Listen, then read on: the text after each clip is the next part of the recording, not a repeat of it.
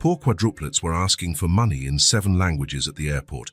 The billionaire, curious, asks, "What's all this for?" One of them shows a photo, and he, with tears in his eyes, does the unbelievable. Ethan Wallace pulled his rolling suitcase through the corridor of JFK International Airport, trying to ignore the weariness that weighed on his shoulders. 3 days in Miami closing a $50 million deal. His financial consulting firm had grown beyond his most ambitious expectations. At 32, he was considered one of the most promising young billionaires in the country. But financial success didn't fill the emptiness he had carried in his chest for 8 years. The terminal was bustling, as always. Hurrying executives spoke on their phones. Families said their goodbyes. Tourists consulted maps. Ethan walked toward the exit, anxious to get to his Manhattan apartment and try to forget another day of numbers and negotiations. That's when he heard something unusual. "Excuse me, sir, could you help us?" The voice was small, polite. Ethan turned and nearly stumbled. 4 identical girls were standing in front of him, all about 6 years old. Brown hair, large dark eyes, simple but clean clothes. They were holding small, handmade signs. "Monsieur, s'il vous plaît, aidez-nous," said a second girl, trying French. "Señor, puede ayudarnos?" continued a third in Spanish. "Signore, ci aiuti," completed the fourth, in Italian. Ethan blinked, impressed. The girls continued. "Herr, können Sie uns helfen?" German. "Xiansheng, Qing Bangju woman," Mandarin. "Sayid, min fadlik sa'idna," Arabic. And they returned to English. "Please, sir, we really need help." In 15 years of living in New York, Ethan had seen all sorts of situations, but 4 identical 6-year-old girls asking for help in 7 different languages. This was a first. "You speak all of these?" he asked, genuinely impressed. "Our mother taught us," replied the first girl, who seemed to be the leader of the group. "She says, if you know how to talk to people, you can touch their hearts." "And you're here alone?" "Yes, sir. We came to ask for help for our mom." Ethan looked around, searching for a responsible adult. There was no one. Those 4 children were truly alone in one of the busiest airports in the world. "Where are your parents?" "It's just our mum," explained the second girl. "She's very sick at home." "And how did you get here?" "By bus and subway," the third answered matter-of-factly. "We know the way." Ethan knelt to their level, his heart tightening. 6-year-old children navigating New York's public transport alone was far too dangerous. "What are your names?" "I'm Emma," said the leader. "These are my sisters, Sophie, Grace, and Lily. We're quadruplets." "And why do you think I can help?" Emma studied him with eyes too serious for a child. "You stopped to listen to us, and you have a kind face. Our mom always says that people with kind faces have kind hearts too." "Besides," added Sophie, "your clothes are expensive. We learned to recognize them." Ethan looked down at his own suit. Armani, $3,000. To these girls, he must have looked exactly like what he was, someone with enough money to help. "So what happened to your mother?" "She lost her job 2 months ago," Grace explained. "Since then, she's been working 3 different jobs, but she still can't pay all the bills." "And now she's sick," continued Lily. "She has a high fever and can't even get out of bed. But she doesn't want to go to the doctor because she says we don't have the money." "That's why we came here," said Emma. "My mom always taught us languages. She said one day it would be useful. So we thought, if we can talk to more people, maybe someone will help us." Ethan felt a lump in his throat. The intelligence and determination of these girls were impressive. And at the same time, heartbreaking. No child should have to be this smart, this independent. "Have you gotten anything today?" The girls exchanged embarrassed glances. "Some people gave us money," Sophie admitted, "but not much. Most people just walk right by." "Or they get angry," added Grace. "A man yelled that we were liars." "But we're not," Lily said quickly. "We never lie." "I believe you," Ethan said, and he realized it was true. There was a sincerity in these girls that was impossible to fake. "Do you have a picture of your mum?" he asked, not sure why the question had come out. Emma nodded and pulled an old phone with a cracked screen from her jacket pocket. She fiddled with it for a few seconds with small but skillful fingers and held the device out to him. "Here, this was taken on our birthday, last month." Ethan took the phone and looked at the screen. His world collapsed. There, smiling tiredly but genuinely happy, with 4 identical girls in her arms, was Claire Morgan. Older, with worry lines around her eyes that didn't exist before, but unmistakably Claire. Claire, who had been the love of his life. Claire, who had disappeared one morning 8 years ago, leaving only a note saying it was for the best. Claire, whom he had desperately searched for months before finally giving up. Claire, who had apparently changed her name and was now raising 4 daughters alone. "Sir." Emma's voice seemed to come from far away. "Are you okay?" Ethan realized his hands were shaking. He returned the phone and tried to control his voice. What is your mother's full name?" "Claire Morgan," replied Sophie. "Why? Do you know her?" Ethan closed his eyes for a second. Claire Sullivan had become Claire Morgan. She had changed her identity, started a new life, away from him. "I knew her," he murmured, "a long time ago." "So you'll help us?" Emma took a step forward, her eyes shining with hope. Ethan looked at the 4 girls. Now that he knew who their mother was, he could see Claire in each of them. The shape of their eyes, the determination in their chins, even the way Emma tilted her head when she was concentrating. Claire had daughters, quadruplets, and from what they had told him, she was raising them alone, working 3 jobs, sick, and with no money for medical treatment. The woman he had loved more than life itself was suffering, and her daughters, who were the same age they had dreamed their own children would one day be, were begging in an airport. "Where do you live?"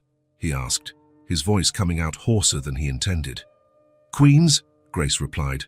"A small apartment, but it's ours." "Come on," Ethan said, picking up his suitcase. "Let's go see your mother." "Really?" Emma's eyes widened. "Are you really going to help us?" Ethan looked at her, at all of them, and felt something he hadn't felt in 8 years. Purpose, a reason to use all the money he had accumulated. "I'm going to do more than help," he said, surprising himself with his own determination. "So I'm going to take care of you." The drive to Queens was an emotional roller coaster. Ethan had called his private driver, and the girls were amazed by the luxurious car. "Wow, it's like in the movies," Lily whispered, touching the leather seat with reverence. "Are you very rich?" Grace asked with the frankness typical of children. "Yes," Ethan answered simply. "They're very rich. And are you really going to help our mum?" Sophie wanted to know. "I'm going to help your mum and you, I promise." Emma studied him in the rearview mirror. "Why are you crying?" Ethan brought a hand to his face. Surprised. He was crying. Silent tears that he had held back for 8 years were finally finding their way out. "Yeah, sometimes adults cry when they're happy," he said, trying to explain the unexplainable. "Our mom cries like that sometimes," Lily observed, "when she thinks we're not looking." The tightness in Ethan's chest grew. Claire cried alone. Claire, who had always been strong, independent, was breaking in silence. "Tell me about her," he asked. What is she like now?" "She's the best mom in the world," Emma said immediately. "She works so hard to take care of us. And she's very smart," added Sophie. "She knows many languages and teaches us everything." "And she makes the best pancakes when she has the ingredients," said Grace, licking her lips. "But sometimes she gets very sad," Lily admitted, "especially when the bills arrive." "She never talks about our dad," Emma said suddenly. "We know there is one, because everyone has one, but she never tells us anything." Ethan swallowed hard. Who was the girl's father, and why wasn't he in their lives? "We're here," the driver announced. The building where Claire lived was old, in need of repairs. It wasn't the worst place Ethan had ever seen, but it was far from suitable for a single mother with 4 daughters. The girls guided him up the stairs to the 3rd floor. Ethan felt his heart racing with every step.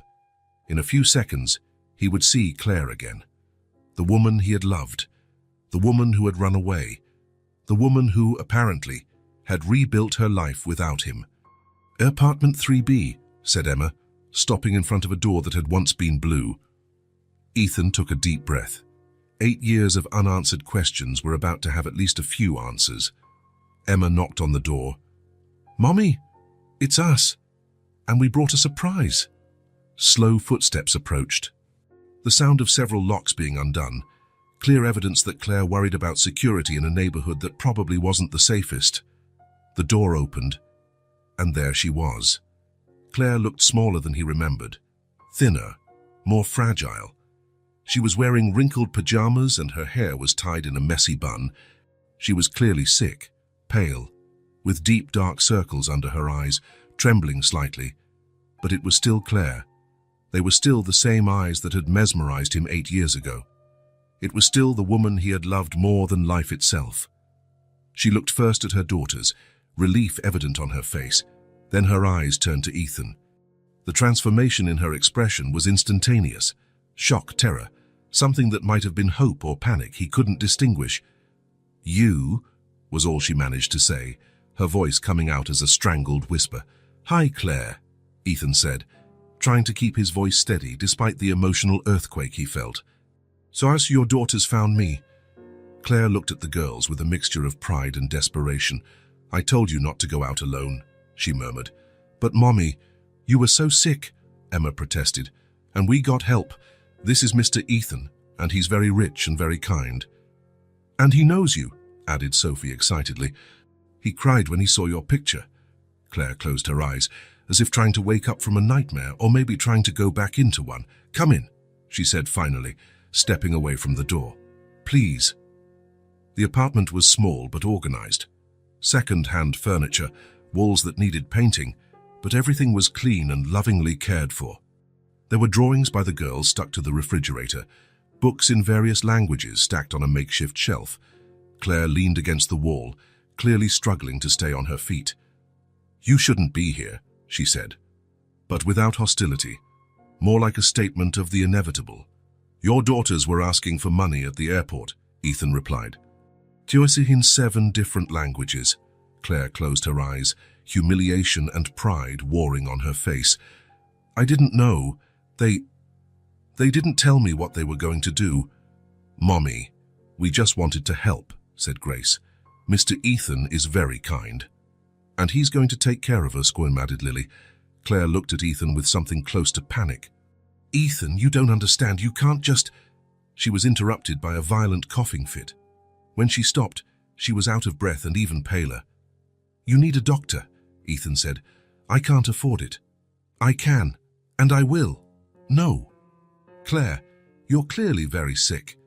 Your daughters are begging for money to get medicine for you." "This isn't a discussion." She tried to argue, but another wave of coughing cut her off. "That's it," Ethan said, making a decision. "We're going to the hospital. Now."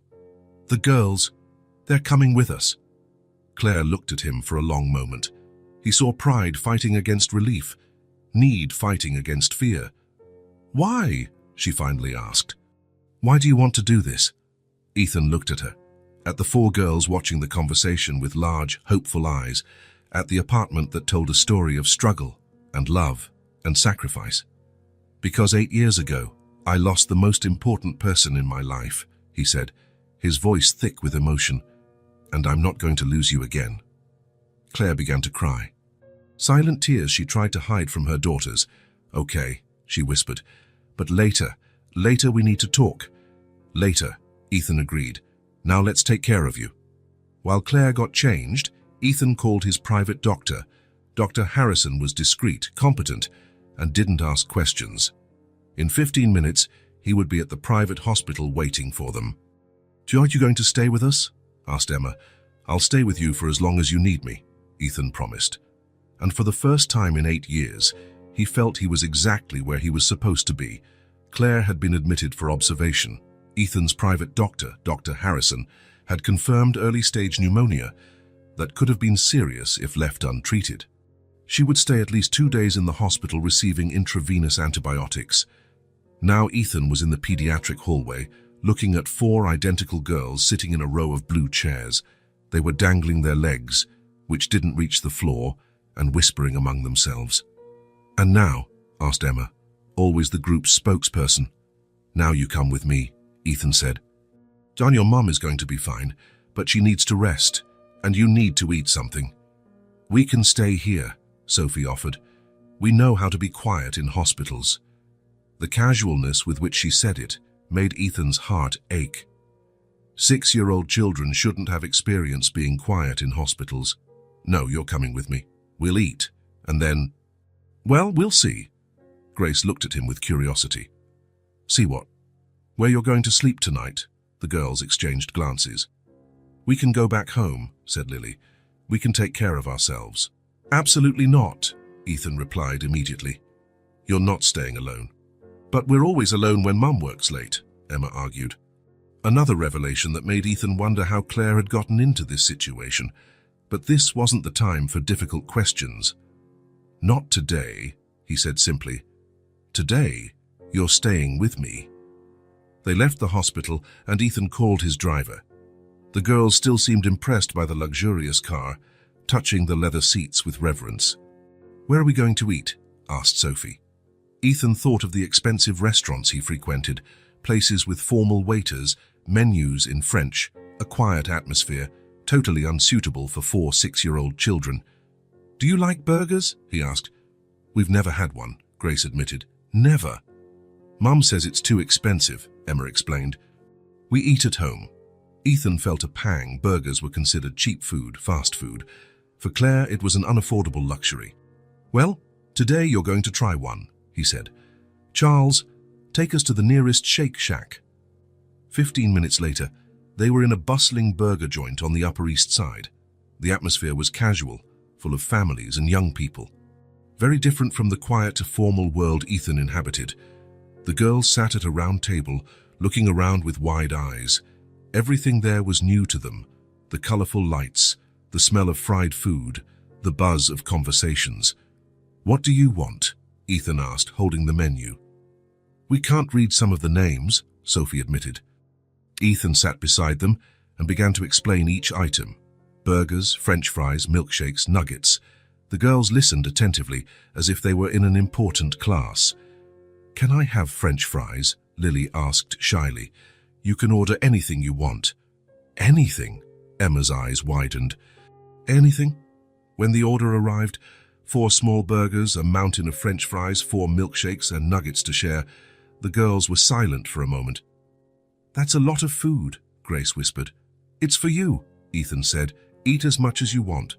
But they didn't eat as much as they wanted. They ate carefully, small bites, savoring each piece as if it were their last.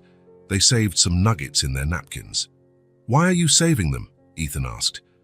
For later, Emma replied, in case we get hungry later. If you get hungry, we'll buy more food. The girls looked at him as if he had said something impossible. You can buy food whenever you want, asked Sophie. The innocent question hit Ethan like a punch. For him, food was something that had always been available. For these girls, it was a limited resource that had to be rationed. Yes, he said gently. Whenever you want. Lily began to cry softly. Why are you crying? Grace asked, concerned. Just because it's so good, Lily sobbed, and I was so hungry, but I didn't want to tell Mom. Ethan felt his throat tighten. 6-year-old children hiding their own hunger so as not to worry their mother. You don't have to be hungry anymore, he said, his voice coming out hoarser than he intended. I promise. Emma studied him with her serious eyes. How can you promise that? Because I have enough money to take care of you, all of you. Forever, asked Grace. Forever. The girls went back to eating, now more relaxed. Ethan watched each of them, trying to identify their individual personalities. Emma was clearly the leader, always speaking for the group, always alert. Sophie seemed to be the most observant, paying attention to everything around her. Grace had a natural sense of humor, making little jokes that made her sisters laugh. Lily was the most sensitive, the one who expressed the emotions the others tried to hide. You are all very different from each other, he observed. Everyone says we're the same, said Sophie. But we know it's not true. How do you tell each other apart? It's easy, replied Grace. Emma always frowns when she's thinking. Sophie bites her lip when she's nervous. Lily plays with her hair when she's sad. And I... She paused and thought, well, I laugh more than the others. And how do outsiders tell you apart? They don't, Emma said matter-of-factly. At school, the teachers always get us mixed up. Sometimes we switch places just to see if they notice. And do they notice? Never. The four of them laughed together. Ethan smiled. It was the first time he had seen them truly relaxed, acting like normal children. And at home, does your mum get you mixed up? Mum never gets us mixed up, Lily said with pride.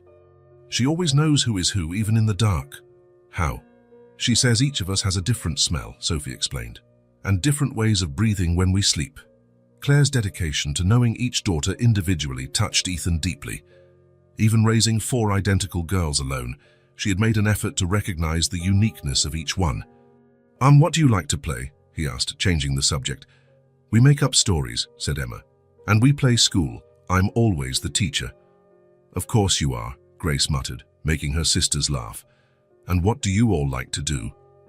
"I like to draw," said Sophie, "especially people." "I like to sing," said Grace. "My mom taught us some songs." "I like to read," said Lily, "even if I don't know all the words yet." "And I like to take care of my sisters," Emma said simply. Again, Emma's premature maturity made Ethan's heart ache.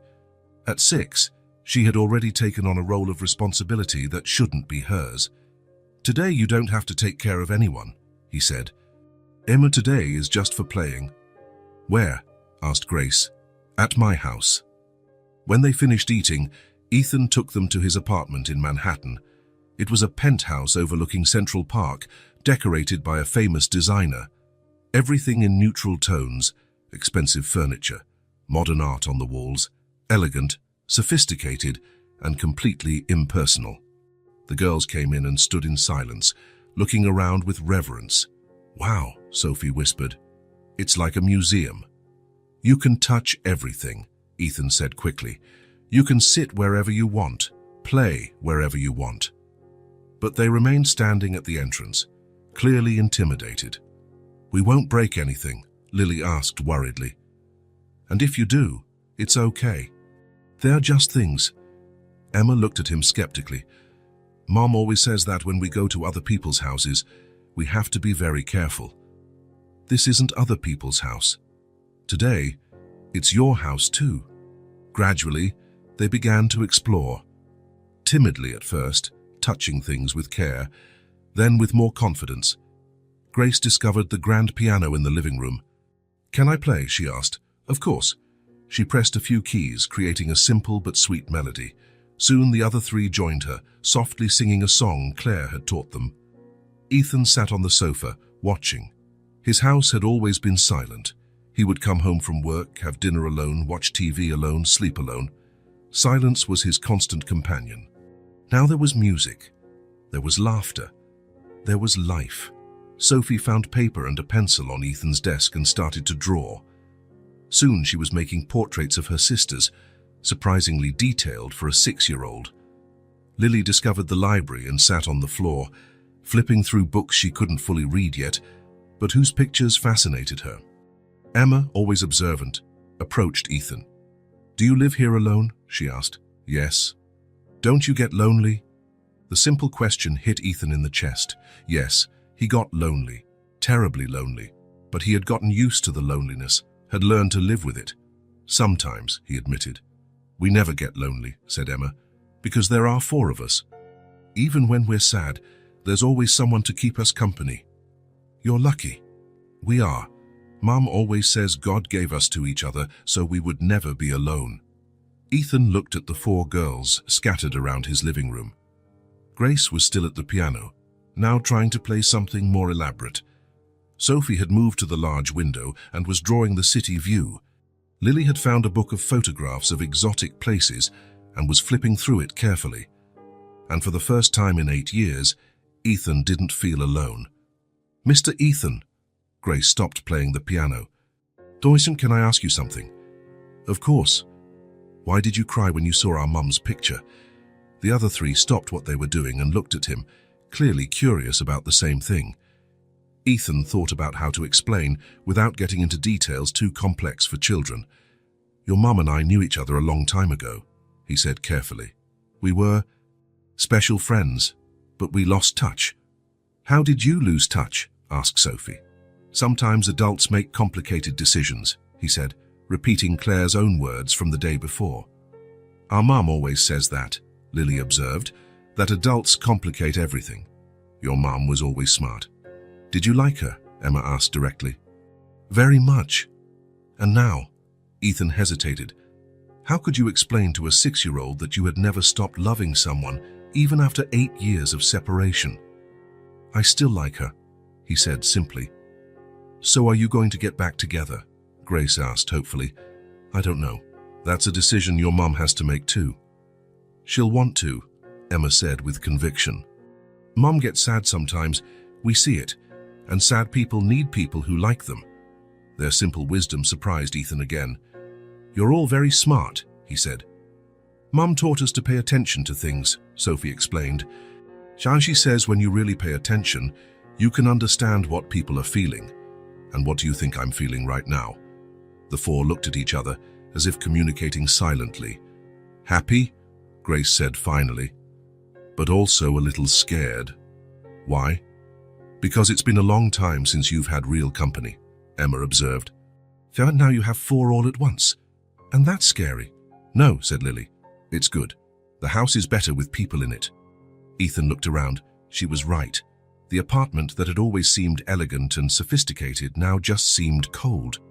But with the girls there, with their drawings scattered about, with the sound of the piano and their conversations, everything felt more alive. You're right, he said. It's much better. They spent the rest of the afternoon exploring the house. They discovered the balcony with a view of the park, the guest room that had never been used, the gourmet kitchen where Ethan rarely cooked. You have a lot of food here, Sophie observed, looking at the full pantry. And no children to help eat it, added Grace. Now I have 4, said Ethan. As evening fell, the girls started to get sleepy. It had been a lot of emotions in one day. Their mother's illness and the hospital, the food at the burger joint and the new house. Where are we going to sleep? Asked Emma. Ethan realized he hadn't planned this properly. He had a guest room, but only one king-sized bed. Do you usually sleep together? Always, said Lily. So we have 2 beds in our room, but sometimes we all sleep in one. Especially when we're worried, added Sophie. Are you worried today? A little bit, Emma admitted. About Mom being in the hospital. She's going to be fine, Ethan assured them. Dr. Harrison is the best doctor I know. He prepared the guest room, putting extra pillows on the large bed. The girls took baths one at a time. Though identical, each had little different rituals. Emma brushed her teeth for exactly 2 minutes. Sophie fixed her hair even though she knew she was going to sleep. Grace sang softly in the shower. Lily always checked that the door was securely closed. When they were finally all in bed, wearing t-shirts Ethan had improvised as pajamas, they looked too small in the big bed. Mr. Ethan, Grace called out in the dark. Yes? Thank you. For what? For taking care of us, and our Mom. You don't have to thank me. Yes, we do, said Emma. Mom always says that when someone is kind to us, we should thank them. Your Mum taught you well. She taught us to be polite even when we're sad or scared, added Sophie. And are you scared now? A little, Lily admitted, but less than if we were alone. Ethan sat in the chair beside the bed. Do you want me to stay here until you fall asleep? Can you? Emma asked hopefully. Of course. He settled into the armchair and watched the 4 girls get comfortable in bed. They arranged themselves naturally, Emma on the edge, always in a position to protect the others, Sophie and Grace in the middle, close to each other, Lily on the other edge, her thumb near her mouth though she no longer sucked it. In a few minutes, their breathing had become regular. Ethan remained seated, watching. For the first time in 8 years, he wasn't alone at home. For the first time in 8 years, there was real life in his silent rooms. For the first time in 8 years, he felt like he belonged somewhere. The girls had filled a void he didn't even know existed, not just the physical silence of the house, but something deeper, an absence of purpose, of real connection, of love. Now there were 4 little people depending on him, 4 futures he could help shape, 4 hearts he could protect, and maybe, just maybe, a chance to win back the love he had lost 8 years ago. Ethan smiled in the dark, listening to the girls' soft breathing. For the first time in a long time, he was exactly where he wanted to be. The next morning, Ethan woke to the sound of soft giggles coming from the kitchen. For a moment, he was disoriented. He hadn't woken up to the sounds of other people in his house in 8 years. He got up and found the 4 girls sitting at the kitchen table, sharing a bowl of cereal they had found in the pantry. They were eating slowly, each taking small spoonfuls. "Good morning," said Ethan. "Good morning, Mr. Ethan," they replied in unison. "You didn't have to share one bowl. There's enough cereal for each of you." Emma looked at him in surprise. "Really?" "Of course. And there are other things too. Let me make you a real breakfast." He opened the refrigerator and noticed how full it was. Eggs, bacon, fruit, juices, yogurts. Things he rarely ate, kept by a housekeeper who came twice a week to organize his home. "Do you like pancakes?" he asked. "We've never had them," said Sophie. "Our mom sometimes makes them when she has flour," Grace explained, "but she calls them special crepes." Ethan smiled. Claire had always been creative in making a little seem special. He prepared pancakes, scrambled eggs, bacon, and served sliced fruit. The girls watched his every move attentively, as if memorizing the abundance. When they sat down to eat, they again showed the same care as the day before, small pieces, slow chewing, savoring every bite. "Is it good?" Ethan asked. "It's delicious," said Lily. "Thank you. You don't have to eat so slowly, there's plenty of food." "We know," said Emma, "but Mum always taught us to eat slowly. She says when you eat slowly, you feel full faster." Ethan realized it wasn't just a matter of manners. It was a survival strategy Claire had taught them. Eat slowly to feel full with less food. "Well," he said, trying to keep his tone casual, "today you can eat as much as you want." "Really?" asked Grace. "Really?" They exchanged glances, as if they couldn't believe it. "Mr. Ethan," Sophie said hesitantly, "can I ask you something?" "Of course. Are you going to disappear after our mom gets better?" The question caught him off guard. "And why would you think I'd do that?" "Because," Emma took over the answer, "people are sometimes nice for a while, but then they leave." "Who told you that?" "No one told us," Grace explained. "We saw it." "Saw it where?" The girls looked at each other, clearly deciding how much they should tell. "Mom lost her job," Emma said finally. The words came out simple, direct, as if they were just a fact of life. Ethan stopped eating. "When did that happen?" 3 months ago, Sophie replied. "She worked at a big store, handling the numbers, but they said they didn't need her anymore. And after that, she looked for other jobs," Grace continued. "But it's hard to find one. Especially when you have 4 daughters and can't work at night." Ethan felt a tightness in his chest. Claire had always been brilliant with numbers, organized, efficient. To imagine her being rejected in interview after interview. "Sometimes there's no food," Lily said softly, as if confessing a secret. "Lily," Emma gently scolded. "But it's true," Lily continued. "Sometimes Mum says she's not hungry, but we know she is. She just wants us to eat first." Ethan put his fork down on the plate, unable to continue eating. "Does she do that often?" "When there's not much food," Sophie confirmed. "She says she's already eaten, but we hear her stomach rumbling at night." "And you never told her you knew?" "We tried," said Grace. "But she gets sad when she realizes, so we pretend we don't see." Their maturity was both impressive and heartbreaking. 6-year-old children protecting their mother's feelings, pretending not to notice her hunger so as not to hurt her. "And what about the house you live in?" Ethan asked gently. "If we don't pay the rent, we have to leave," Emma said matter-of-factly. "The man who manages the building has already come to talk to Mom several times." "Is he mean?" Ethan asked. "No," Sophie replied. "He has children too, but he said he can't wait forever." "Mom cries after he leaves," Lily added. "She thinks we don't see, but we do." Ethan closed his eyes for a moment, trying to absorb it all. Claire, proud and independent, had reached the point where she couldn't properly feed her daughters. She was about to lose their home. And yet, she had taught the girls to be polite, kind, hopeful. "And when did your mum get sick?" Ethan asked carefully. "We didn't know what to do," Emma admitted, her voice becoming small for the first time. "She had a high fever," Sophie explained, "and she was coughing a lot. We tried to take care of her, but she only got worse. We gave her water, said Grace, and tried to make food, but we didn't know what was good for a sick person.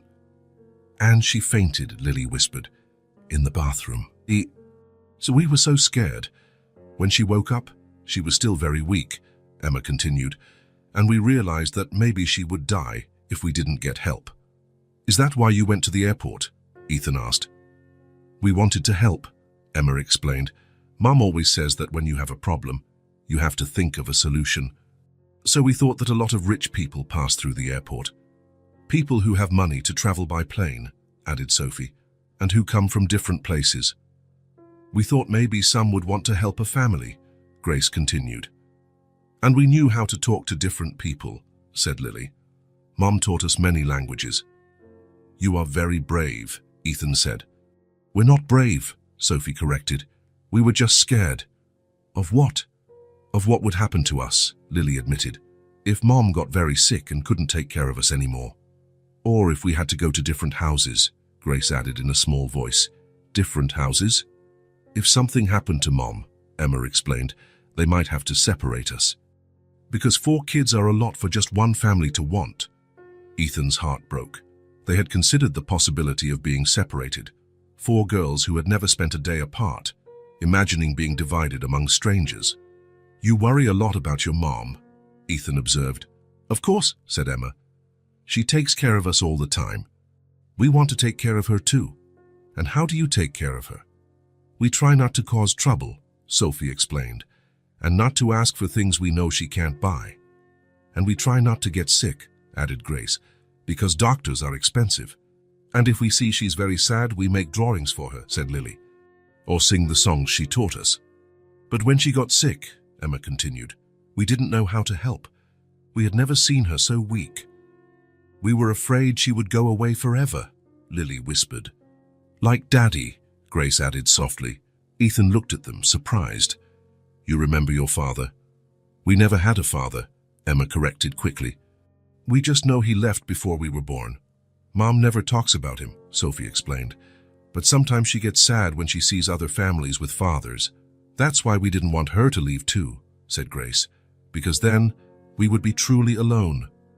Ethan felt an intense emotion rise in his chest. These girls had grown up without a father, watching their mother struggle alone. And when she fell ill, they faced the deepest fear a child can have, all by themselves. Mr. Ethan, said Sophie, thank you for giving us so much breakfast. And for letting us sleep at your house, added Grace. And for helping our mom, said Lily. And for not leaving when we told you the truth, finished Emma. Ethan looked at them, feeling an emotion he hadn't experienced in years. It was love, pure, simple, inevitable. These 4 girls had entered his life less than 2 days ago and had already changed everything. They had filled a void he didn't even know existed, and now he knew with absolute certainty that he would do anything to protect them, to ensure they never went hungry again, never worried about rent again, never had to fear losing the only family they had ever known. Thank you, he said, his voice thick with emotion, for letting me be a part of your lives. Will you stay? Asked Lily. I'll stay, Ethan promised. Farsa, for as long as you want me. After the revelation-filled breakfast, Ethan watched the 4 girls in the living room. They were sitting on the sofa, legs dangling, clearly not knowing what to do. There were no toys, no activities. His elegant, minimalist home offered nothing for children. Do you want to do something? He asked. Can we draw? Sophie asked shyly. So, of course, let me get some paper. He brought a few sheets of printer paper from the office and a pen. The girls looked at the scarce materials with gratitude, as if it were a treasure. There's only 1 pen, Emma observed. We'll share, Grace said quickly. We always share. Ethan watched them organize themselves. Emma took the pen first, quickly drew something simple, and passed it to Sophie. Sophie made her drawing and passed it to Grace. Grace drew and passed it to Lily. Lily finished and handed it back to Emma. It was a perfect system, created out of necessity. They had learned to share not out of politeness, but for survival. You know what we need, Ethan said suddenly. Real supplies for you. You don't have to, Mr. Ethan, Emma said quickly. We can draw like this. I know you can, but you deserve to have your own things. The girls exchanged glances. Our own things, Lily repeated. Your own markers, colored pencils, notebooks, and toys. Toys? Grace's eyes widened. You don't have toys. We had some, Sophie explained, but Mom had to sell them when she ran out of money. And others broke, Emma added, and there was no way to fix them. Ethan felt his chest tighten again. Claire had sold her daughter's toys. The image of him trying to imagine that scene was too painful. Well, he said, getting up, that changes today. We're going shopping. Shopping? Emma seemed startled. For toys and school supplies. For you. But that must cost a lot of money, Sophie protested. Don't worry about money. Mom always tells us to worry about money, said Grace. Because it's not unlimited. For you, Ethan said firmly, today it is. An hour later, they were in a large toy store in downtown Manhattan. The girls walked through the aisles with wide eyes, as if they had entered a fantasy world. You can pick whatever you want, Ethan said. Anything, Lily whispered. Anything? But they didn't run through the aisles like most children would. They walked slowly, touching things carefully, whispering among themselves. Can I get this doll? Grace asked, pointing to a simple cloth doll. How you can get as many as you want. How many? As many as you want. Grace picked up the doll and hugged it to her chest, as if she couldn't believe it was real. Sophie found a set of colored pencils with 50 different colors. That's so many colors, she said, amazed. We've never seen so many colors together. Take it, Ethan encouraged. Emma discovered notebooks with shiny covers and smooth pages. Can I write in them? She asked. They're yours. You can do whatever you want. Even if I make a mistake. Even if you make a mistake. Lily found colored markers with different tips, some thick, some thin, some that glowed in the dark. Look, she whispered to her sisters. These glow when you turn off the light. The four gathered around the markers, marveling at the novelty. We'll take these too, Ethan said. In an hour, they had chosen 4 identical dolls at the girls' insistence, who wanted everything the same. Sets of colored pencils, markers, notebooks, coloring books, puzzles, simple games, and some educational toys. In the checkout line, the girls were quiet, still holding their dolls. Is everything okay? Ethan asked. It's a lot, Emma said softly. A lot of what? A lot of presents. We've never gotten so many things at once. You've never gotten presents? On our birthday, Mom always gives us something, Sophie explained. But it's always just one thing. And it's small. And at Christmas? Ethan asked. The girls looked at each other. At Christmas, it's also just one thing, said Grace. And sometimes, Mom makes it instead of buying it. She made us cloth dolls once, Lily remembered. From pieces of old clothes, they were very beautiful. And where are those dolls? We sold them, Emma admitted. When we needed money for food. The silence that followed was heavy. Ethan imagined Claire teaching her daughters to sell the toys she had made with so much love. Well, he said, trying to keep his voice steady, these dolls are just for you, forever. Back at the apartment, Ethan spread all the purchases out on the dining room table. Is all of this ours? Grace asked, still not believing it. All of it. Can we use it whenever we want? Whenever you want. And what if we make ugly drawings? Asked Lily. There's no such thing as an ugly drawing. And even if there were, the paper is yours. The girls looked at each other and for the first time since Ethan had met them, smiled completely freely. Then they ran to the table and began to explore their new treasures. Sophie opened the set of colored pencils and began to arrange them by shade. Emma took a notebook and began to write her name on the first page in neat letters. Grace dressed her doll and began to comb her hair. Lily tested each marker, making small colored strokes on a sheet of paper. Mr. Ethan, Emma said without looking up from her notebook, thank you. You don't have to thank me. Yes, we do, Sophie insisted. Mom always says that when someone is kind to us, we have to show that we appreciate it. And we appreciate it a lot, added Grace, hugging her doll. A lot, Lily agreed. Ethan sat in the armchair and watched them. They were completely absorbed in their activities, but there was something different about their posture. Relaxation. For the first time, they didn't seem to be policing themselves, didn't seem worried about doing something wrong. Can I ask something? Emma said after a few minutes. Of course. Why are you being so nice to us? It was a simple but profound question.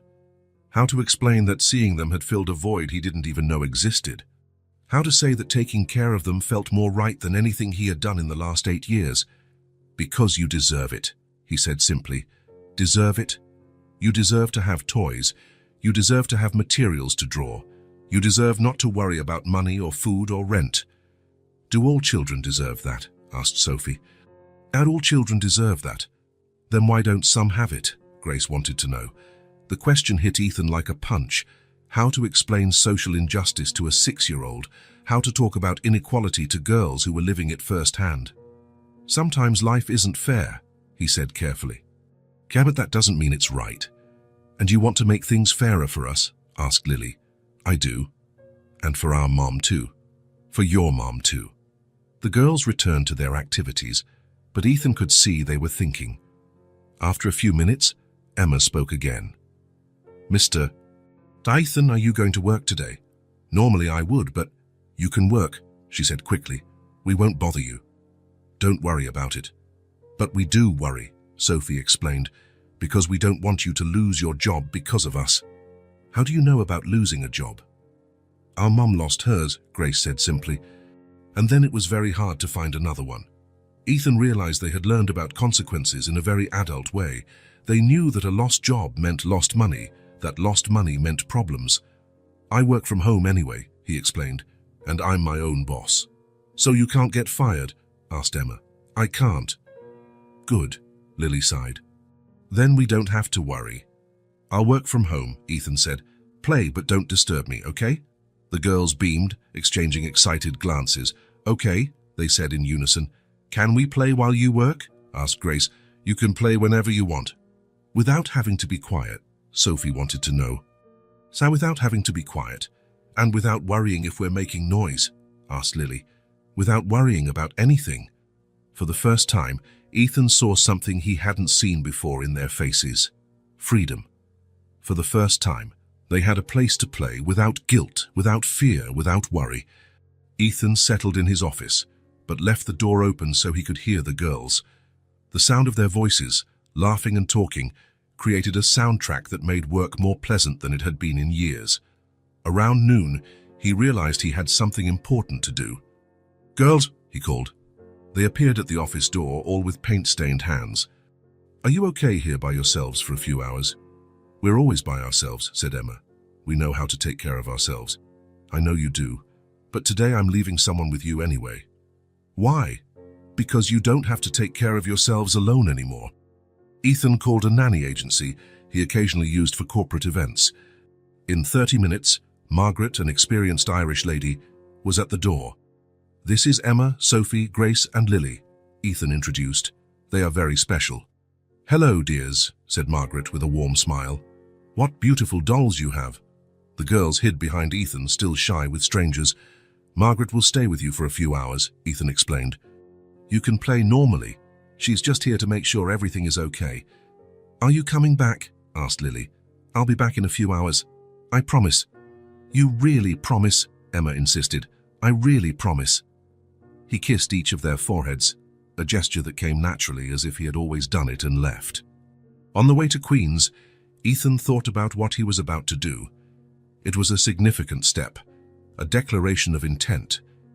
But it was necessary. The building where Claire lived looked even more dilapidated in the daylight. The peeling paint, the broken windows, the entrance in need of repair. It was not a safe place for 4 children. Ethan found the building manager on the ground floor, a middle-aged man with a tired expression. Can I help you? The man asked. I'm here to talk about Claire Morgan, apartment 3B. The manager's expression changed. Look, I know she's going through a tough time, but how much does she owe? Ethan interrupted. What do you mean? In back rent? How much does she owe? The manager hesitated. Are you her family? I'm a friend, and I want to clear the debt. It's 4 months of back rent, said the manager. $3,200. Ethan took out his checkbook. And the rent for the next 6 months. You want to pay 6 months in advance? I do. As he filled out the check, Ethan said, "They don't owe anything more, and they will never hear threats again." The manager looked at the check, surprised by the amount. "Sir, this is very generous, but it's not generosity," Ethan cut in. "It's necessity. These girls need stability. And does Ms. Morgan know you're doing this? She will. But for now, I want the worry of rent to disappear from their lives." Back in the car, Ethan felt lighter. It was a small but significant step. Claire and the girls would have at least 6 months without worrying about housing, but he knew it was just the beginning. There was much more to be done. When he got home, he found the girls in the kitchen with Margaret, having a snack. They ran to him as soon as they saw him. "Mr. Ethan," they shouted, hugging his legs. "Did you miss me?" he asked, laughing. "A lot," said Grace, "but we were good." "They were little angels," Margaret confirmed. "So very polite and careful." After Margaret left, the girls went back to their toys. Ethan watched them, noticing how they seemed more relaxed, freer. For the first time in their lives, they had the freedom to play without guilt, without fear, without worry. And for the first time in 8 years, Ethan knew exactly what his purpose was. The day had been perfect. The girls had spent hours playing with their new toys, drawing with the colored markers, creating stories with their dolls. Ethan had worked from home, occasionally interrupted by requests for approval on a drawing or a question about how to spell a word. Around 7 in the evening, they had dinner together. Ethan had ordered pizza, another novelty for the girls, who ate with their usual care but now with more frequent smiles. "Can we save a piece?" Emma asked, always thinking of the future. "You can eat all you want," Ethan said, "and if you get hungry later, we'll order more." "More pizza?" Grace's eyes widened. "As many as you want." It was amazing how simple concepts like food available whenever you want still surprised them. After dinner, they settled in the living room with their art supplies spread across the rug. Sophie was drawing portraits of each sister. Grace was creating comic strips with her dolls as characters. Emma was writing in her new notebook, and Lily was coloring in a book with absolute concentration. Ethan was answering emails on the sofa, but in reality, he spent more time watching the girls than working. There was something mesmerizing in the way they naturally organized themselves, communicated with glances, and took care of one another. It was then that the first clap of thunder echoed. The 4 girls instantly stopped what they were doing, like alert deer. "It was just thunder," Ethan said calmly. "It's going to rain." But the second clap of thunder was louder, closer.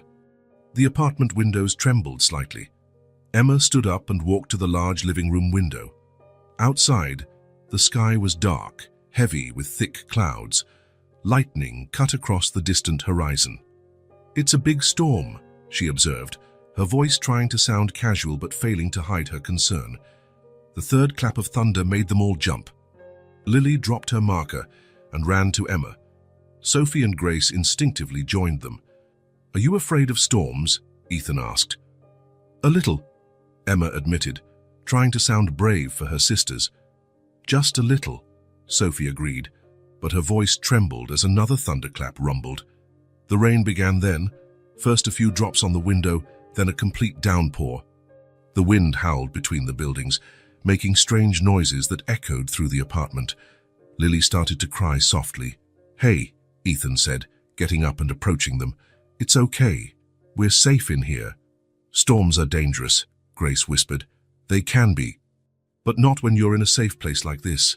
"Our house always makes strange noises when there's a storm," Emma explained, "and sometimes the power goes out. And it gets very dark," added Sophie, "and cold." Ethan imagined the 4 girls alone in the precarious Queen's apartment during storms, perhaps with Claire working late, dealing with leaks, power outages, fear. "It's different here," he said firmly. "This building is solid. The power won't go out and you're not alone." Another clap of thunder, this one more intense, made them all huddle even closer. "You know what we used to do when I was a kid during storms?" Ethan asked. "What?" Lily whispered. "We built forts. Forts, with sheets and pillows. A special place where storms couldn't get in." Their eyes lit up slightly. "How does it work?" asked Emma. "Come on, I'll show you." Ethan went to get sheets from the guest room closet. When he returned, the girls were clustered on the sofa, watching the rain through the window. "First, we need to choose where to build," he said, spreading out a large sheet. "Oh, how about there, between the sofa and the armchair?" They nodded, still apprehensive but curious. Ethan began to stretch the sheet, using cushions to hold down the ends, creating a structure that looked like a makeshift tent. The girls watched his every move. "Now we need more sheets for the walls," he said, handing another sheet to Emma. "Do you want to help?" Gradually, they became involved in the project. Emma held one end while Ethan secured the other. Sophie helped arrange the cushions. Grace and Lily brought pillows from the bedroom. In 15 minutes, they had created a spacious fort in the middle of the living room. Inside, it was cozy and insulated from the sounds of the storm. "Now we go in," Ethan said. The 4 girls crawled into the fort, followed by Ethan. Inside, the light was soft, filtered through the sheets. The space felt magical, separate from the outside world. "It's like a secret house," Lily whispered, amazed. "A house just for us," Grace agreed. Another clap of thunder echoed, but this time they didn't flinch as much. The fort seemed to offer psychological protection against fear. "Do you feel safer here?" Ethan asked. "Much," said Emma.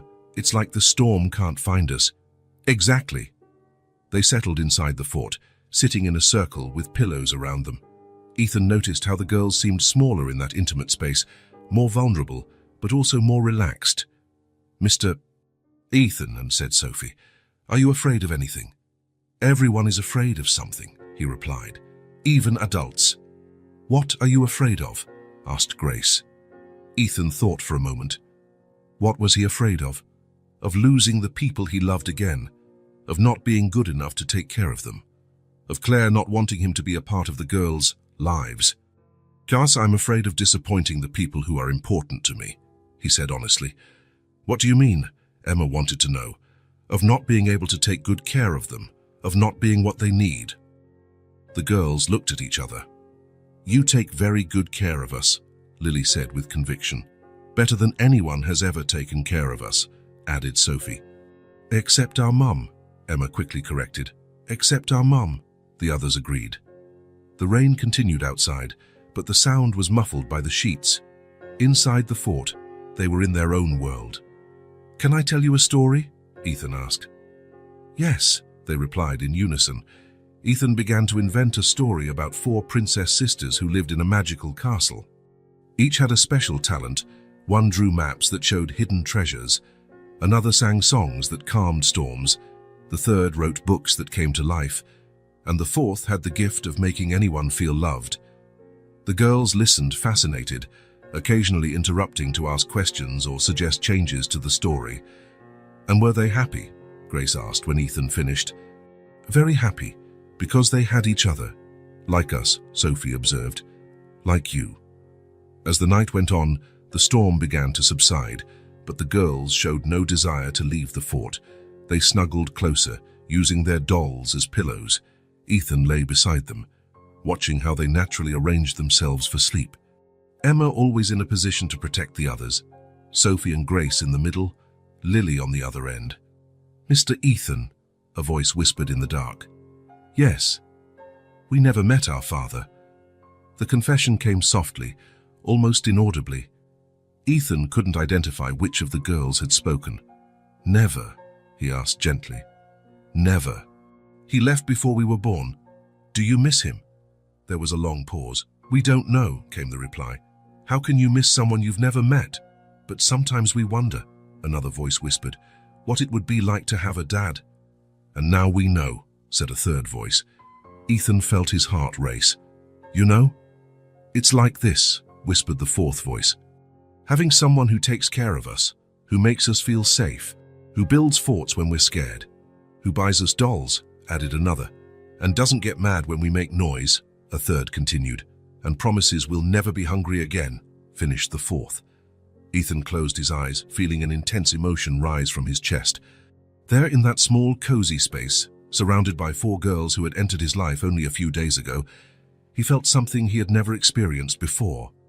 Total connection, absolute purpose, the certainty that he was exactly where he was supposed to be. "This is love," he thought. This is what unconditional, protective, transformative love means. Not the romantic love he had felt for Claire, but something different, equally powerful. The love of someone who chooses to care, to protect, to sacrifice. The love of a father. "You are all very special," he whispered into the darkness. "You're special too," a sleepy voice replied. "Very special," another agreed. One by one, the voices became more spaced out, more sleepy. In a few minutes, Ethan heard the regular breaths that indicated they had fallen asleep. He stayed awake longer, listening to the rain subside outside, watching the small shapes beside him. 4 girls who had lost their innocence too soon, but who could still trust, still love, and who, somehow unexplainably, had chosen to trust him. There, in that makeshift fort, Ethan knew his life had changed forever. It was no longer just about him, his company, his financial success. It was about them, about protecting them, giving them the childhood they deserved, being the father they never had. And for the first time in 8 years, Ethan slept with a heart completely at peace. The next morning, Ethan woke up early in the makeshift fort, surrounded by 4 girls sleeping soundly. The storm had passed, leaving only the soft sound of drops dripping from the building's roof. Careful not to wake them, he slipped out of the fort and made coffee. Today was the day to visit Claire at the hospital. She had called the night before, her first call since being admitted, saying she was feeling much better. The girls woke up one by one, still inside the fort, whispering among themselves as if sharing a secret. "Good morning, princesses," Ethan said, peeking inside the fort. "Good morning," they replied, smiling. "How did you sleep well?" "Better than at home," Emma admitted. "There, when there's a storm, we stay awake, scared of the noise. Here we felt safe," added Sophie. After breakfast, they got ready to go to the hospital. The girls were anxious to see their mother, but also worried. "Is she really going to be okay?" Lily asked for the 3rd time. "She's going to be great," Ethan assured her. Dr. Harrison said she was much better yesterday. At the hospital, they found Claire sitting up in bed, with much more color in her face. She was wearing hospital pajamas, but her eyes were bright and alert for the first time since Ethan had found her again. "Mommy!" the girls shouted, running to hug her. "Hey, my princesses," Claire said, kissing each of them. "I missed you so much." "We missed you too," said Grace. "But Mr. Ethan took very good care of us." Claire looked at Ethan over her daughters' heads. There was gratitude in her eyes, but also something else, a mixture of relief and concern. "Hi," she said simply. "Hi, how are you feeling?" "Much better. The doctors say I can be discharged today."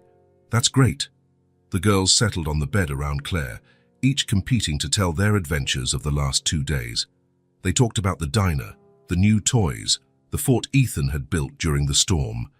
Claire listened to everything attentively, asking questions, smiling at the funny parts. But Ethan could see she was processing much more than her daughter's words. She was assessing how different they seemed, more relaxed, happier, more secure. "The girls must be a handful," Claire said when they paused in their narrative. Ethan looked at her directly. "So you have amazing daughters, and I'm already very fond of them." Something passed through Claire's eyes, surprise, perhaps relief. "They really are amazing," she agreed. "They're all the good I have in the world." "Mommy," said Emma, "Mr. Ethan bought us dolls and markers and notebooks." "And he let us eat pizza," added Grace. "Shadi built a fort when we were scared of the storm," said Lily. "And he said we'll never be hungry again," finished Sophie. Claire looked at Ethan again, this time with an expression he couldn't decipher. "Can you guys go see if there's anything interesting in the hospital gift shop?" Claire suggested to the girls. "Here's a little money." She took a few crumpled bills from the nightstand. "They don't need money," Ethan said quickly. "I'll take care of it." "Ethan, girls, go check out the gift shop. Buy whatever you want." After the girls left, Claire and Ethan were alone for the first time since their reunion. The silence stretched between them, heavy with 8 years of unsaid words. "Thank you," Claire said finally, "for taking care of them, for paying for the hospital, for everything." "You don't have to thank me." "Yes, I do." She hesitated. "I know you must have a lot of questions." Ethan pulled a chair closer to the bed and sat down. I have one question, he said calmly. Why did you leave? Claire closed her eyes and leaned back against the pillow. When she opened them again, they were shining with unshed tears. It was too much pressure, she began, her voice trembling slightly. I was being judged. Your mother told me I wasn't good enough. Ethan felt a familiar anger rise in his chest. His mother had always been controlling, but he didn't know she had pressured Claire directly. What did she say to you? Many things. That I wasn't educated enough to be with you, that I would hinder your career, that you would get tired of me, and it would be better for me to leave before that happened. Claire, I loved you, Ethan. The tears began to flow, but I thought disappearing was for the best. For you, for your future. You didn't have the right to make that decision alone. I know, but I was 19 and terrified. Your mother seemed so sure I was going to ruin your life. Ethan stood up and began to pace the small room, trying to control his anger. And then, what happened after you left? Claire wiped her face with the back of her hand. I tried to start over. I got a job, a small apartment, and then I met someone. Ethan stopped pacing. The girl's father, David. She said the name as if it had a bitter taste. He seemed kind, caring. He said he loved me. We were together for a few months, and then I found out I was pregnant. And him. When he found out it was 4 babies, Claire laughed bitterly. He said he hadn't signed up for that. He disappeared the next day. Ethan felt his chest tighten. Claire had lost 2 important people in her life. First him, because of his mother's interference, then the girl's father, out of pure cowardice. So you raised the girls alone? With effort and pain, Claire confirmed. But I never regretted it. They are everything to me. They saved me, actually. How so? After David left, I was completely lost. But the girls gave me a purpose. I had to be strong for them. I had to find a way to survive. Ethan returned to the chair and, hesitantly, took Claire's hand. I never forgot you, he said, his voice thick with emotion. I spent 8 years wondering what I had done wrong, why you had left.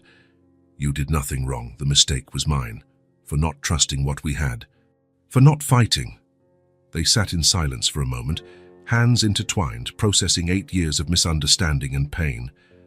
Claire, Ethan said finally, and if the girls want to, I want to be their father. Claire's eyes widened. Ethan, I'm not asking for an answer now, but I want you to know that's what I want. To take care of you, to protect you, to be a real family. You've only known them for 3 days. 3 days was enough for me to know that I love them. And you, I never stopped loving you, Claire. Tears returned to her eyes. This is a lot to process. I know. But think about it. Think if this is what you want too. Just then, the girls returned from the gift shop, each carrying a small souvenir. Look what we bought, Mommy, said Grace, showing a heart-shaped keychain. It's beautiful, Claire said, trying to hide that she had been crying. The girls spent the rest of the visit showing their purchases and telling more details about the last few days. Claire listened attentively, but Ethan could see she was thinking about the conversation they had had. When it was time to leave, Claire was ready for discharge. Dr. Harrison gave some final recommendations, and she signed the papers. Where are you going to stay? Claire asked, as they left the hospital. At my place, Ethan replied, until you decide what you want to do. Ethan, I can't. Yes, you can. And you will. In the car on the way home, the girls chatted with Claire about everything they had seen and done. Ethan drove in silence, watching in the rearview mirror as Claire smiled at her daughters as they snuggled up beside her. When they arrived at the apartment, the girls ran to show Claire all their new toys. She followed them, amazed at the abundance that was now a part of their lives. This is all ours, Mommy, Emma explained. Mr. Ethan bought it for us. And we can use it whenever we want, added Sophie. Without worrying if we're going to break it, said Grace. And if it breaks, he'll buy another one, finished Lily. Claire looked at Ethan, who was watching the scene, leaning against the wall. Can I talk to you four? Ethan said to the girls. They sat on the sofa in a row, like little soldiers awaiting instructions. I wanted to ask you for something. Ethan began, feeling his heart race. "What is it?" asked Emma. "Say if you want to, I can be your father." The girls looked at each other, whispering quickly among themselves. Then they smiled, big, genuine smiles, full of joy. "We already like you a lot," they replied almost in unison. "Does that mean yes?" Ethan asked, laughing. "Yes," they all shouted together, jumping off the sofa to hug him. Claire watched from the doorway, tears streaming down her face. But this time they were tears of happiness. For the first time in 8 years, she could see a future full of hope for her daughters, and maybe, just maybe, for herself too. 3 days after Claire was discharged, Ethan knew there was a conversation he could no longer postpone. For years, he had let his mother interfere in his life, make decisions for him, dictate what was best for his future. But now he had a family to protect. It was time to confront Margaret Wallace. "I'm going out for a few hours," he said to Claire, who was in the kitchen helping the girls with an afternoon snack.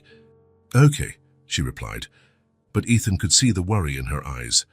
In the last few days, they had talked a lot about the past, about the misunderstandings, about the wounds that needed to heal. Claire knew he hadn't told his mother about their reunion yet. "Where are you going?" asked Emma, always attentive. "To visit my mother." "Your mother?" Sophie seemed interested. "Do we have a grandmother?" The simple question made Ethan hesitate. Technically, the girls weren't his biological daughters, but in his heart, they already were. And if he was going to be their father, Margaret would indeed be their grandmother. "Maybe," he said carefully. "We'll see." The Wallace mansion on Long Island was exactly as Ethan remembered.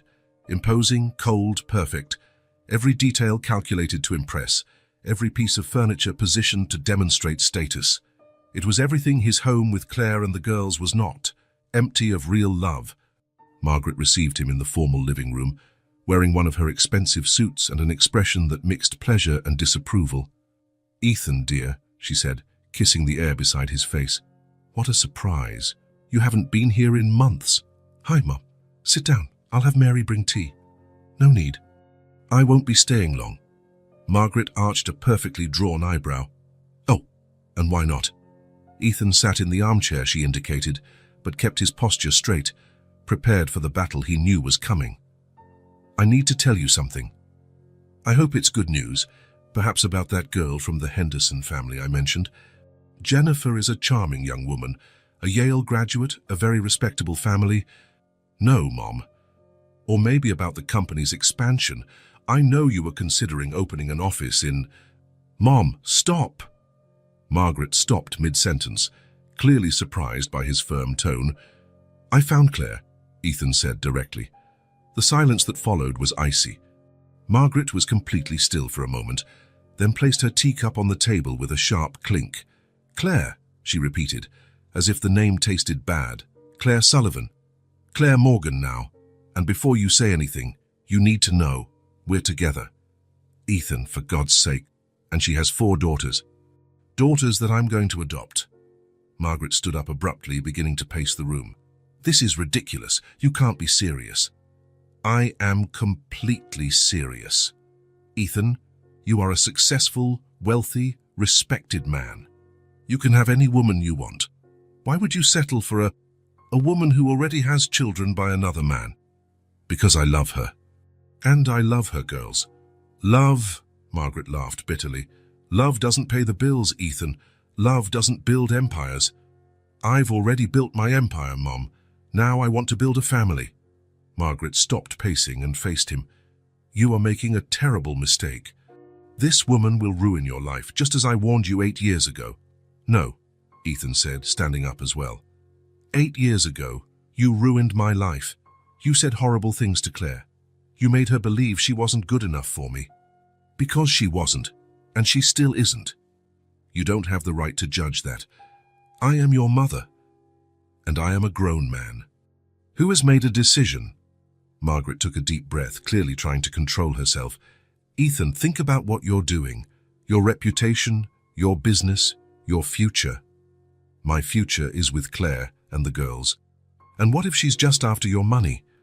A single woman with 4 daughters suddenly finds a billionaire. Enough. Ethan's voice came out louder than he intended. "Enough, Mum." Margaret looked surprised. She wasn't used to him raising his voice. "I found Claire. We are together. And I don't want you to interfere in my life anymore. Ethan, I don't want to hear another word against Claire or the girls. If you want to be part of our lives, you'll have to accept all of us. If you can't do that, then you won't be a part. Are you giving me an ultimatum? I'm giving you a choice." Margaret sat down slowly, as if her legs could no longer support her. "I just want what's best for you," she said, her voice sounding smaller. "I know, but what's best for me is Claire and the girls. If you can't accept that, then you don't really want what's best for me." Ethan walked to the door, then stopped. "They are incredible girls, Mom. Smart, loving, brave. If you give them a chance, you might find that being a grandmother is better than being controlling." And he left, leaving Margaret alone in the cold room. On the way back to Manhattan, Ethan felt lighter than he had in years.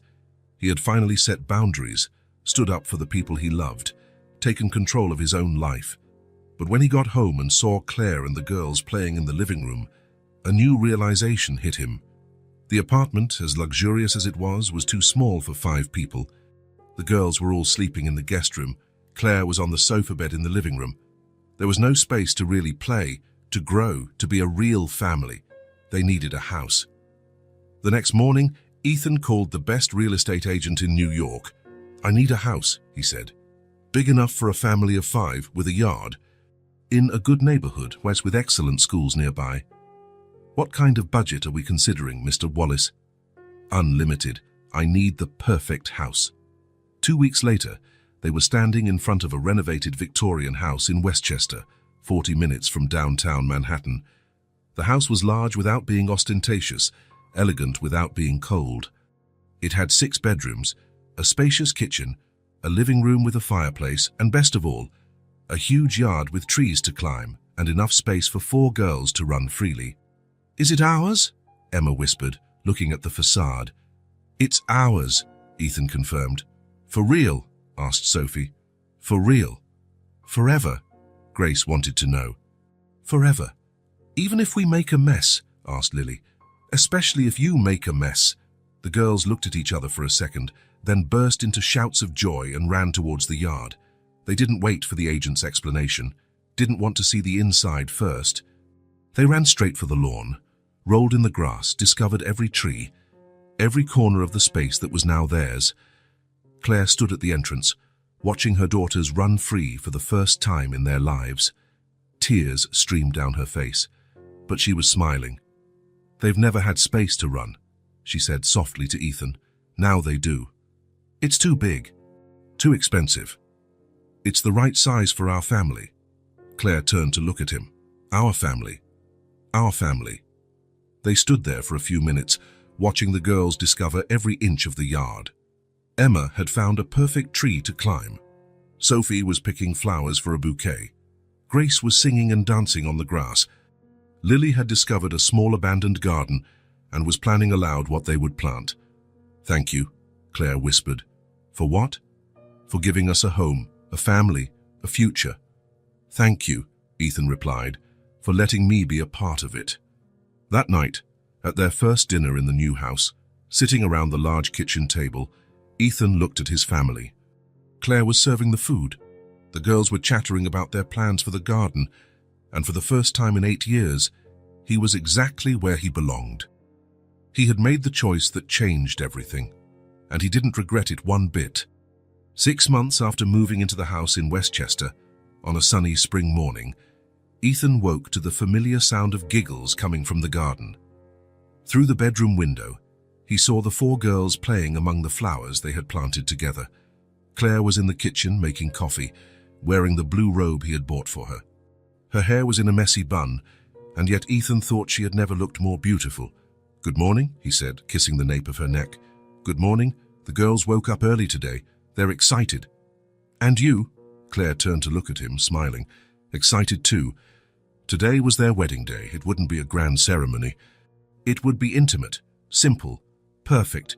Just the 5 of them and the justice of the peace in the garden of the house that was now everyone's home." "Are you still sure?" Claire asked. touching his face. "I've never been more sure of anything in my life." 2 hours later, the garden had been transformed. White chairs were arranged in a semicircle around a small makeshift altar under the girls' favorite tree. The girls wore identical dresses in a light pink shade. Each held a small bouquet of flowers from their own garden. Claire wore a simple but elegant dress in a cream tone. She had left her hair down, the way Ethan had always liked it.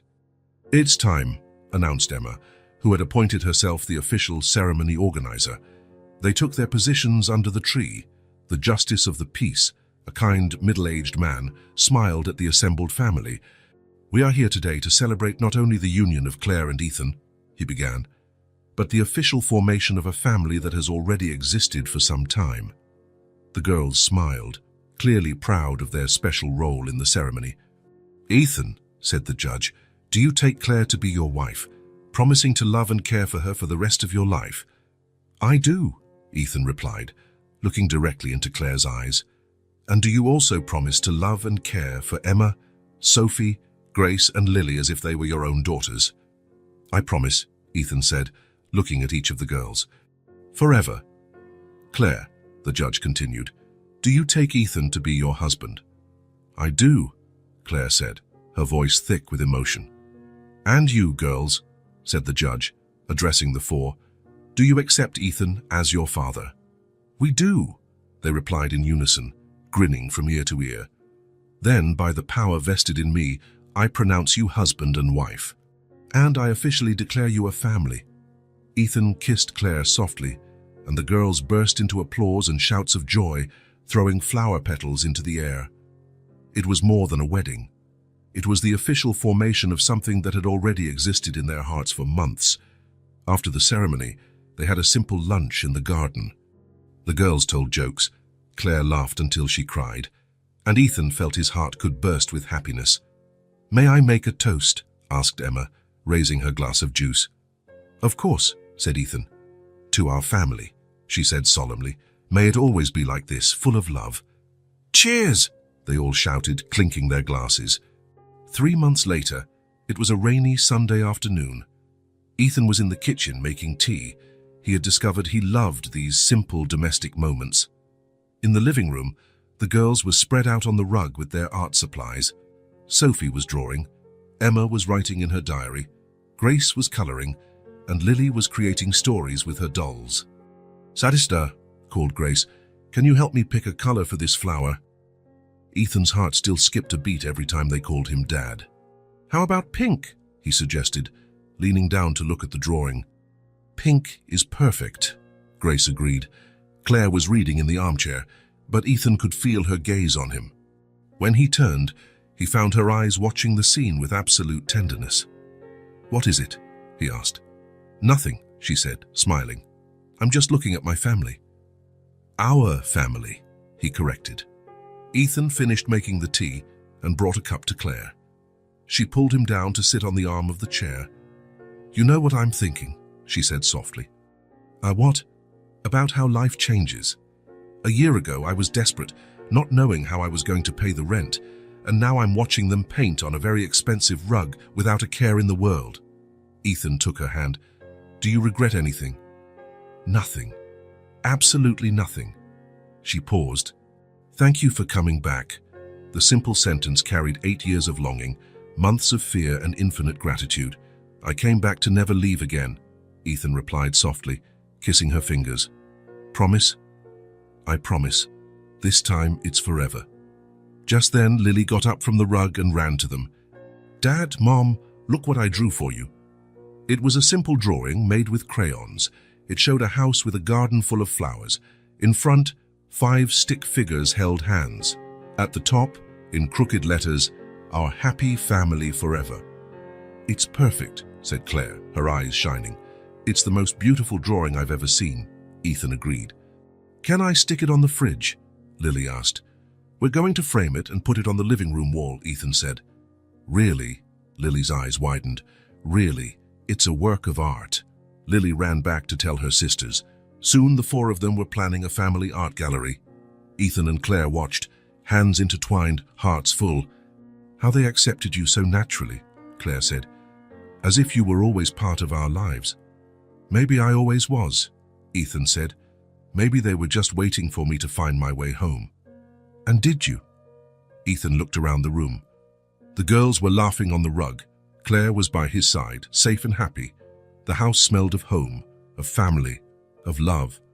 I did, he said, pulling her in for a soft kiss. I finally found my place in the world. Outside, the rain continued to fall, but inside the house, there was only warmth, laughter, and the absolute certainty that they had built something that would last forever. A family, real, complete, and unbreakable. If this story touched your heart, subscribe to the channel and turn on notifications so you don't miss the next ones. Leave a like because it helps this story get recommended to more people. See you in the next story.